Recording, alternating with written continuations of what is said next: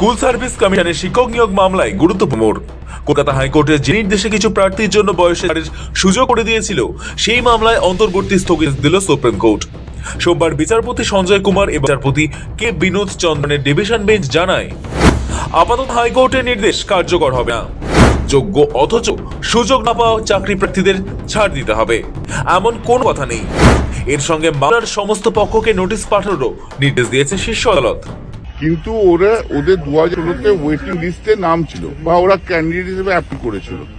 অতএব ওদের যেটা এজ রিল্যাক্সেশন আনটেন্টেডদের জন্য যারা সার্ভিস ছিল সেই এজ রিল্যাক্সেশন দিতে হবে, দিয়ে তাদের ইন্টারভিউতে ডাকতে হবে। তো মাননীয় বিচারপতি অমৃতা সিনহা কলকাতা হাইকোর্টে বলেছিল এদেরকে ইন্টারভিউতে রাখতেই হবে এবং ওদের ক্যামেরা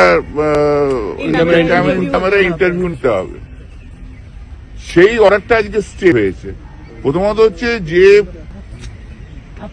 অ্যাডভান্টেজ মানে যে কনসেশনটা সুপ্রিম কোর্ট দিয়েছে আনটেন্টেডদের, সেটা হচ্ছে দোজ যারা চাকরি করতো সিলেক্টেড এবং চাকরি করতো, সেইটা তো এই ক্যাটাগরির মধ্যে পড়ছে না।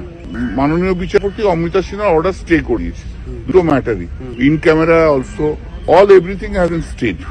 2016 সালে শিক্ষক অশিক্ষক নিয়োগে প্রাতিষ্ঠানিক দুর্নীতি হয়েছে এই বলে গোটা প্যানেল বাতিল করে দিয়েছিল সুপ্রিম কোর্ট। রাতারাতি চাকরি হারান প্রায় 26,000 শিক্ষক, শিক্ষিকা ও অশিক্ষক কর্মী। বাতিল হওয়া শূন্য পদে নতুন করে নিয়োগের নির্দেশ দেয় শীর্ষ আদালত। সেই মতো নির্দিষ্ট সময়ের মধ্যেই স্কুল সার্ভিস কমিশন পরীক্ষা গ্রহণ করে নিয়োগের ব্যবস্থা করে। তবে তা নিয়েও আইনি জটিলতা রয়েছে।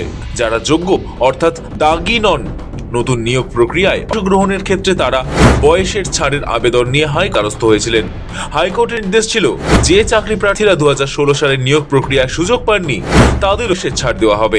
উচ্চ আদালতের বক্তব্য ছিল, যারা দাগি নন তাদের কোনো তালিকা নেই, তাই ধরে নিতে হবে নতুন প্রক্রিয়ায় শুধু তালিকায় দাগিরাই বাদ যাবে। বাকি কেউ দাগি না হওয়ায় নিয়োগ প্রক্রিয়ায় বিভিন্ন ছাড় পাওয়ার যোগ্য। তবে এর বিরোধিতায় শীর্ষ আদালতে বলা হয়। বিচারপতি সঞ্জয় কুমার এবং বিচারপতি কে বিনোদ চন্দ্রনের বেঞ্চে শুনানি ছিল সোমবার। সওয়াল জবাবের সময় এসএসসির আইনজীবী কল্যাণ বন্দ্যোপাধ্যায় জানান, দ্বাদশের নিয়োগ প্রক্রিয়াও সম্পন্ন হয়েছে। 2-1 দিনের মধ্যেই যোগ্য চাকরি প্রার্থীদের তালিকা প্রকাশ হয়ে যাবে। মামলাকারীদের তরফে আইনজীবী শীর্ষ আদালতকে হাইকোর্টের রায় ও সুপ্রিম কোর্টের পুরনো রায় ব্যাখ্যা কোর্টে বোঝাতে চান। কোন যুক্তিতে যোগ্য, বঞ্চিত, সুযোগ না পাওয়া প্রার্থীরাও বয়সের নিরিখে আদালতের নির্দেশে ছাড় পাওয়া যোগ্য। এরপরেই বিচারপতি সঞ্জয় কুমারের পর্যবেক্ষণ, আদালত কখনো বলেনি যে যোগ্য অথচ সুযোগ না পাওয়াদেরও ছাড় দিতে হবে। এই যুক্তিতে হাইকোর্টের রায় স্থগিতাদেশ জারি করা হয় সুপ্রিম কোর্ট তরফে। সব পক্ষকে নোটিশ জারি করা হয়। পরবর্তী শুনানি মার্চ মাসে। এখন মার্চ মাসের শুনানিতে মামলার বিশদ সিদ্ধান্ত নির্ভর করবে। ব্যুরো রিপোর্ট, সময়, কলকাতা।